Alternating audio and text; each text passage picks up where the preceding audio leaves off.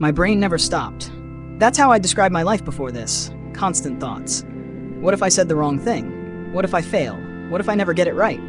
I'd overanalyze every text, replay every awkward moment, plan for futures that hadn't even happened. It wasn't just thinking, it was spiraling. Quietly. Every day. But the thing is, on the outside I looked fine. Productive. Functional. Maybe even successful. But inside I felt like I was drowning in noise. One night, after scrolling for hours and still feeling empty, I asked myself, what if I just stopped? Not quit life, but quit the patterns that were draining me. So I gave myself a challenge. 30 days. Not to fix myself, but to slow down. To listen, to remember what peace feels like. No gurus, no pressure, just tiny, quiet choices every day, to breathe, to pause, to come back to myself. And this is what happened. Day 1. I turned off all notifications. It felt a bit extreme, honestly, like I was breaking up with someone who never loved me back. My phone suddenly went silent. No buzzing, no banners, no red dots screaming for my attention. At first it was kind of peaceful, but by the second hour the silence turned on me. My mind went into overdrive, replaying old conversations, creating future scenarios that would probably never happen, inventing problems just to keep itself busy. I didn't realize how loud it had been in my head until everything outside went quiet. I tried journaling. I thought I'd be pouring out wisdom and insight. Instead, I wrote one sentence. I don't know what I'm doing. Then stared at the page for 10 minutes. I sat for a short meditation, hoping for calm. What I got instead was a front row seat to my own chaos. Thoughts, judgments, random song lyrics. My brain was like a crowded train station where every train was late and screaming. Honestly, I thought about quitting, but I told myself, just get through day 2. Day 2 wasn't better, but I started walking. Not to burn calories or close fitness rings, just walking to walk. No music, no podcasts. Just me, my footsteps, and a city I barely noticed anymore. I walked past a bakery I hadn't smelled in months, a tree with leaves that were just starting to change. I didn't take a photo, I didn't share it, I just noticed. And then I went home and cried. Not from sadness, from release. It felt like my body was saying, thank you for finally listening. Day 3. I sat again for 5 minutes of breathwork. It wasn't graceful. I fidgeted. I checked the timer twice, but for one brief second I noticed a space between thoughts, a little pause, a breath I didn't force. It was tiny, but it felt like a crack in the wall I'd built around my own attention. Day 4. I wrote something else in my journal. I noticed the color of the sky. I know that sounds simple, but it wasn't. I had been so busy trying to survive every day that I forgot how to look up.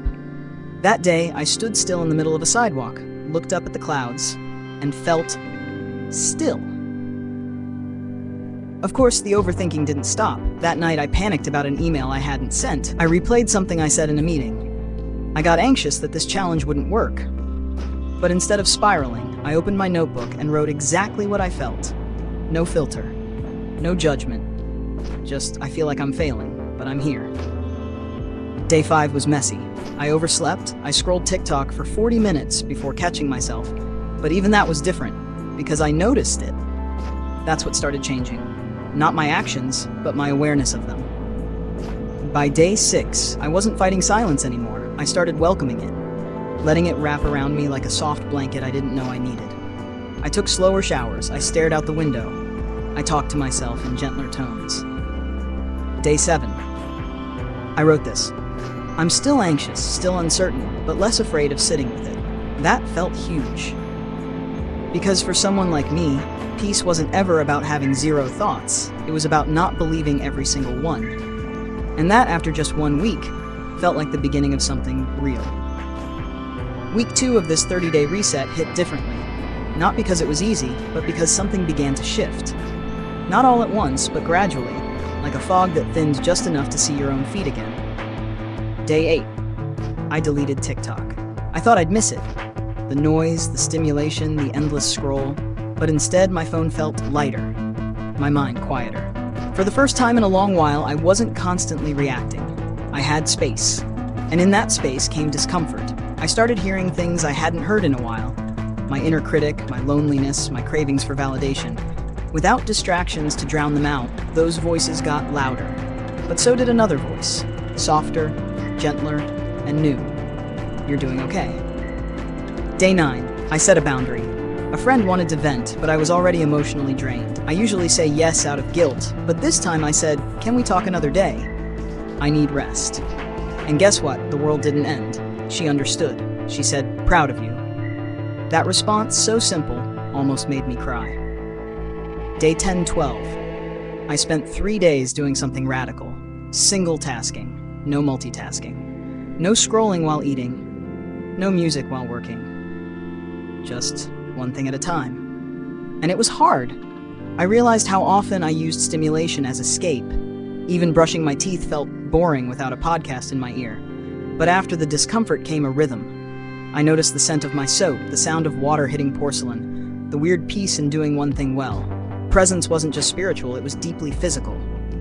Day 13. I journaled this line. Stillness doesn't mean nothing's happening. It means I've stopped running. And I meant it. Day 14-15. I walked the same route I always do, but I saw different things. The way a vine curled around a mailbox, a bird nest above the street sign, a stranger smiling into their coffee. The world hadn't changed. I had. By slowing down, I was beginning to notice again. Noticing the world, noticing my own thoughts, and slowly noticing the difference between a thought and a truth. Day 16, anxiety tried to come back, and it did. But instead of resisting it, I tried something new. I named it. Okay, that's fear. That's future talk. That's the what-if machine revving again. And just by naming it, I created distance. I wasn't drowning in it. I was watching it. Day 17. I sat at my window with a cup of tea and no phone for 20 minutes. Just sat. No goal. No productivity. Just warmth in my hands, light on my face, breath in my chest. And I cried, but this time from gratitude. Not for something grand, but for the miracle of simplicity. For the fact that I could sit and just be. And that was enough. Day 18. I said no again, this time to myself. To the urge to push harder, do more, prove something. I let myself nap. Not because I earned it, but because I was tired. That alone felt revolutionary. Day 19. I wrote a letter to my younger self. It started as a prompt from a journaling video, but turned into something more honest than I expected. I told her I was sorry. Sorry for all the years I silenced her intuition. Sorry for making her feel like she had to perform worthiness. And I told her, "You're safe now. I've got you." It felt like a reunion. Day 20. Someone cut me off in traffic. Normally I would have reacted, fast, annoyed, maybe yelled in the car. But this time, I paused, took one deep breath, and let it go. Not because I'm some Zen master now, but because I realized I had a choice. Peace is a practice, not a trait. Exactly 3 weeks into this challenge, I woke up, made tea, sat in silence. I looked out the window and whispered, "Thank you." Not to anyone in particular, just to the moment.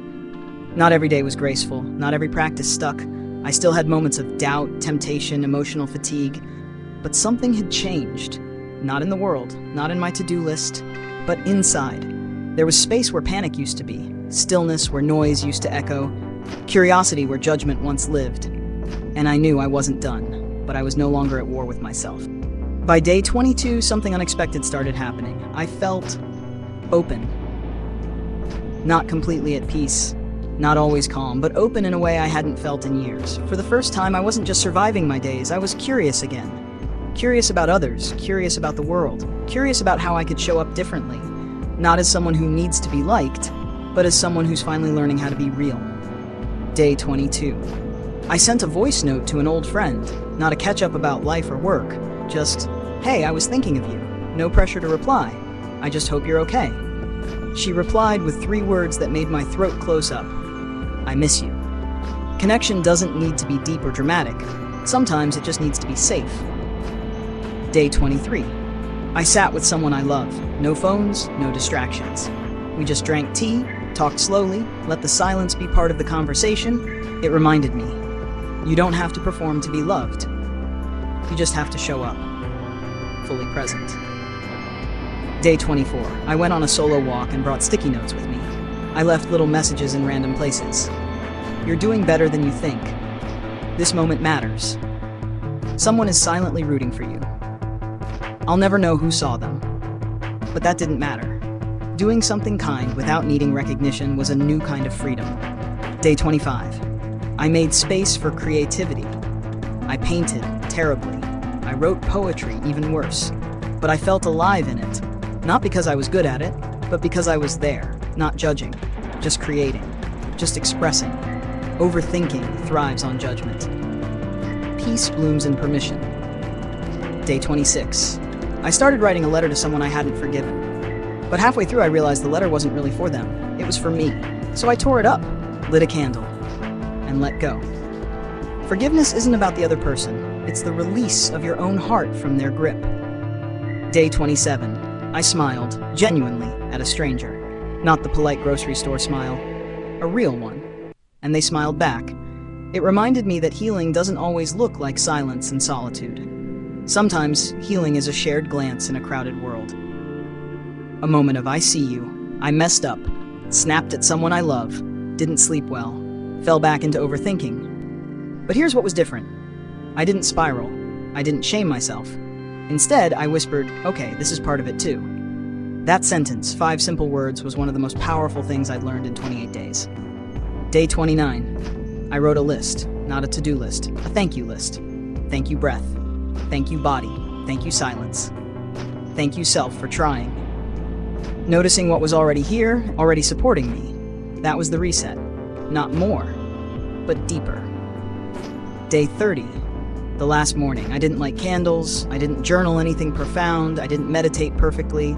I just woke up, made tea, looked out the window, and realized something simple but important. I like who I'm becoming. I used to chase peace like it was something far away. Now, I realize it's something I create moment by moment by choosing presence, choosing truth, choosing rest. This reset wasn't about becoming a new me. It was about remembering the me I forgot beneath all the noise. And no, I'm not fixed. I still overthink. I still get overwhelmed. But now I know how to return, to pause, to breathe, to listen, to reconnect, to life, to others, and most of all to myself. And if I can find peace in small moments, maybe you can too. If you've made it to the end of this video, maybe a part of you is craving the same thing I was. A reset, a way back to yourself. You don't need 30 days. You don't need a perfect routine. You just need one moment, one breath to begin. So here's my invitation. Try your own 7-day mini reset. Nothing fancy, just one tiny commitment each day that says, I'm showing up for myself. That could be 5 minutes without your phone, writing a single honest sentence in a notebook, sitting in silence while drinking your morning coffee, saying no to something that drains you, smiling at someone, even if it's just yourself in the mirror. And if you miss a day, no guilt, just return. That's the practice. That's the peace. If you want to do this with others, I've shared a free guide below, just a gentle roadmap with 7 days of prompts, no pressure. And if this video gave you something, a breath, a perspective, a pause, I'd love for you to share it. Maybe someone you love is quietly overthinking too, and this could be the nudge they didn't know they needed. Most of all, thank you for being here, for being human, for remembering that healing doesn't have to be loud to be real. You're doing better than you think. And peace? It's never as far as it feels. If this message spoke to your heart, don't forget to support our journey. Hit the like button, subscribe to the Healing Chapter, and turn on the notification bell so you never miss a new video filled with comfort, courage, and healing. Share this video with someone who might need it today. You never know who could be silently struggling. Together, let's create a space where healing begins and hope is always within reach.